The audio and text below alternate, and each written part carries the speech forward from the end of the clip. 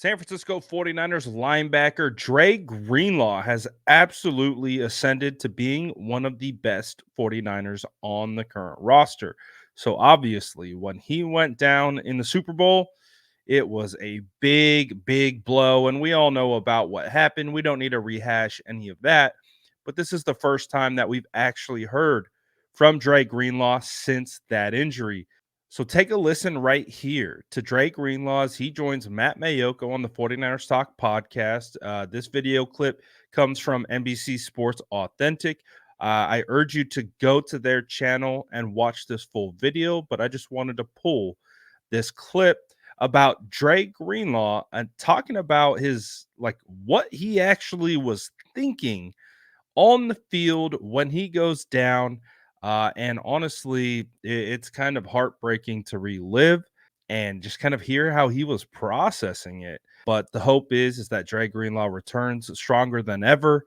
But here's a little bit of insight into kind of what was going through Dre Greenlaw's head when the injury occurred during the Super Bowl. Take a listen right here. I mean, this is probably a very unique offseason for you. Every year, this will be your sixth year in the league. Every year is a little bit different of the offseason. So tell me about what your focus is this offseason. Yeah, it'll be a little different of an offseason. I'll be rehabbing my Achilles tour during the Super Bowl. So I won't be out there with the fellas running around doing OTAs, but, I'll be getting my own work, getting better in my own way. Just trying to get that stronger, getting some flexibility and some strength in the calf, and just so I can, also work on different parts of the body. So whenever I do get back strong, I can, just get back rolling. Well, let's take you back to that Super Bowl. 12 snaps you played in that game. You were all over the field, 3 tackles already. And it was one of the more bizarre things I think we've ever seen. Take me through, the punt coverage team makes the tackle, you're ready to take the field. What happened? Yeah, I mean, I just remember just being ready to take the field and just excited to be out there and just ready to go. Just like always, me and Fred's waiting on the sideline, ready to go in, just, ready to get in there. And I just took a couple of steps. I guess I took one big step, and then I just kind of felt like, I felt like somebody stepped on me or something. So I was kind of like, I was in pain. I was like, oh, snap. But then I started thinking about it. I was like, all right, no, I'm not. Just kind of, I guess the adrenaline and everything kicked in. And I was like, okay, I just got stepped on. I'm good, because it was actually my right Achilles was hurting earlier, later on in the season.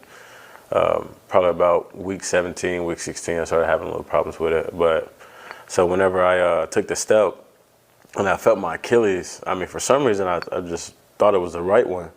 And I'm just like, oh, no, somebody stepped on my right Achilles. But, I'm reaching for the left one.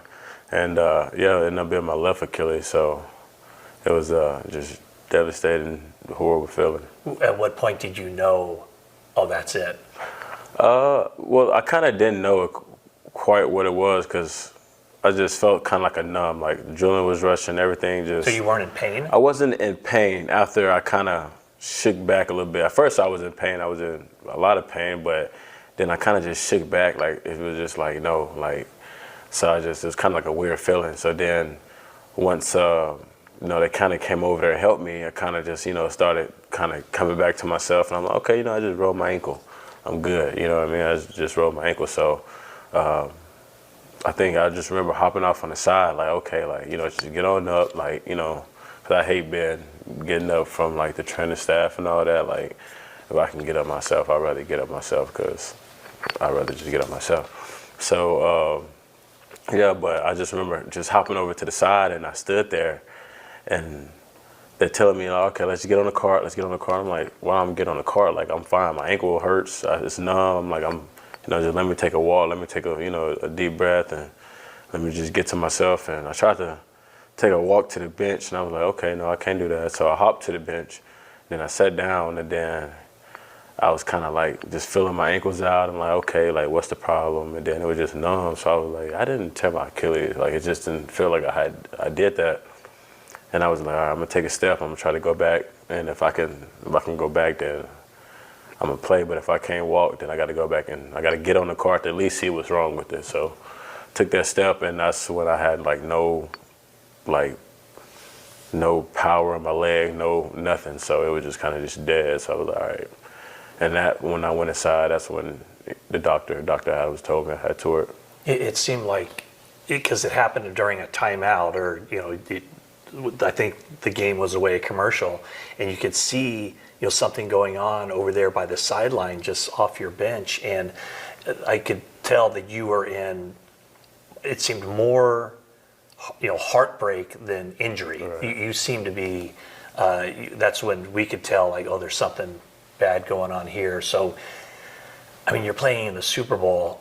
How just gut-wrenching was that to not be able to help your team finish that game? Yeah, I mean, I definitely that's probably one of the worst feelings that I probably felt.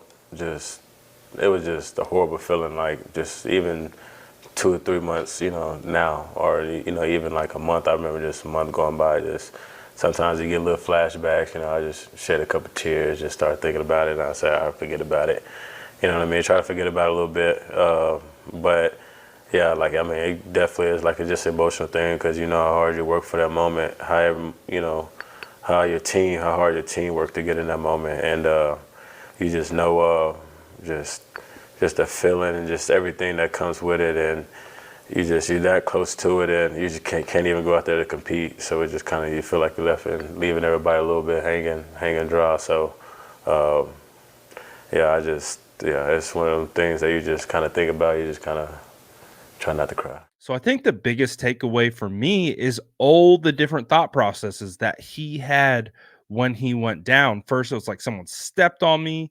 He actually had been dealing with the Achilles injury to the other Achilles. So he had originally thought it was that one. And then he's realizing it's the other one. And then he's like, someone stepped on me. Then he's like, I'm going to be all right. I'm going to be fine. Just kind of like understanding and being in his shoes before when it comes to an injury, and just like trying to process like what's happening, like, because all of these players, everyone who plays football for the most part, is designed to play through injury. You have to train yourself to play through injury. Like, there's a saying, like, are you hurt or are you injured? Because if you're hurt, get back up and let's go. If you're injured, then obviously we'll have to seek medical attention and figure out what's going on. But players are so programmed to play through being in pain that when something like that happens, you have the adrenaline as well. The pain isn't really registering like it should. You're confused. You don't understand what's happening. You're trying to justify what happened. Like, there's so many thoughts that go on, and hearing Dre kind of explain that and like bring us into that thought process, man, it's like, one, I totally understand, but two, it's just like at a certain level, it's just like so heartbreaking, man. Like, Dre is become one of my favorite players over the last couple years on the 49ers. Just the way he plays, the intensity in which he plays with. And when in seeing more interviews with him, I'm like, dude, this dude is a chill dude. Like, he's just a good guy. Like, you can really sense it. And he's just not a guy that we had heard from a whole lot.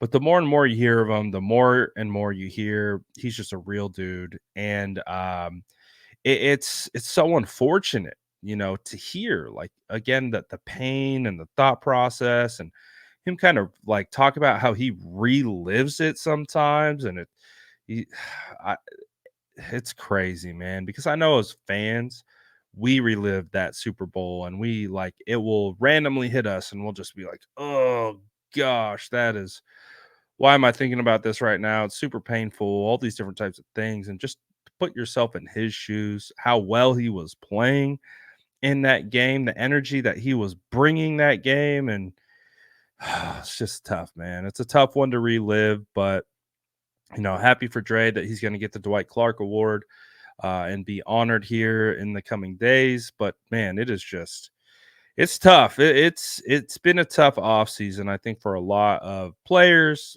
a lot of fans, because man, that game felt like it was ours for the taking, and so many just weird things like the injury to Dre Greenlaw occurred, and just felt like it slipped through our hands. But what do you think of what Dre Greenlaw had to say? Like I said, there's a lot more to this interview, so either go to 49ers Talk Podcast, or you can go over to NBC Sports Authentic to watch the full interview. I definitely recommend going and watching the full thing on their channel. But again, I just wanted to bring you a little clip that I thought really stood out to me and tugged at my heartstrings, man.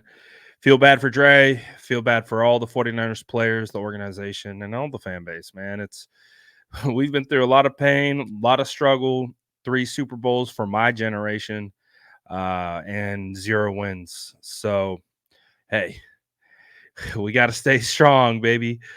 Just like Dre, who has to come back from this insane injury. As fans, we have to maintain a level of positivity, regardless of being through football hell for the most part. Because as a fan, it's interesting because we've had a lot of success, but when the ultimate goal is there in front of us, we have fallen short in very heartbreaking fashion. I think it almost creates more pain that you should have, could have, and would have based on certain circumstances, and it's like ripped from you. It's almost easier knowing your team just sucks and it's not going to get to the playoffs, and you're not fighting at all for a Super Bowl.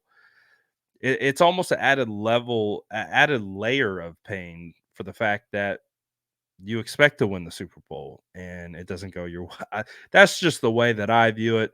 I apologize. This is a tough subject, but it was the first time we heard from Dre, so I wanted to share this little bit of insight from him. Let me know what you guys think on all this in the comments below, and as always, make sure to like and subscribe for more updates.